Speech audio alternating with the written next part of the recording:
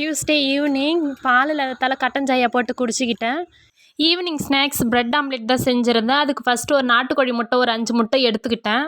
இதில் கொஞ்சமாக உப்பு, கொஞ்சமாக மிளகாத்தூள், பொடியாக நறுக்கி வச்சிருந்த வெங்காயம், கொத்தமல்லி தழை, பச்சை மிளகாய் இது எல்லாத்தையும் சேர்ந்து நல்லா மிக்ஸ் பண்ணி எடுத்துக்கிட்டேன். அப்புறமேட்டுக்கு ஒரு தோசைக்கல் எடுத்துக்கிட்டேன். அதில் கலக்கி வச்சுருந்த முட்டையை ஊற்றிட்டேன்.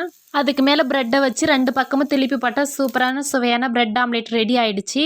நைட்டு டின்னருக்கு பார்த்தீங்கன்னா மீன் குழம்பு, சாதம், பொரிச்ச மீன் தான் செஞ்சுருந்தேன். ஃபஸ்ட்டு மீன் குழம்பு வைக்கிறதுக்கு ஒரு கடாயில் எண்ணெய் ஊற்றிக்கிட்டேன். அதில் பொடியாக நறுக்கின வெங்காயத்தையும் சேர்த்துக்கிட்டேன். வெங்காயம் வதங்கினதுக்கப்புறம் பொடியாக நறுக்கி வச்சிருந்த தக்காளியுமே சேர்த்துக்கிட்டேன். ஒரு பக்கம் மீனுக்கு மசாலாவும் தடவி எடுத்துக்கிட்டேன். என்னென்ன மசாலான்னு பார்த்தீங்கன்னா கொஞ்சமாக மிளகாத்தூள், அரிசி மாவு, இஞ்சி பூண்டு பேஸ்ட்டு, கொஞ்சமாக சால்ட்டு, கரம் மசாலா இது 5 இன்க்ரீடியன்ஸ் தான் சேர்த்துருக்கிறேன். நல்லா பெரட்டி எடுத்துக்கிட்டேன்.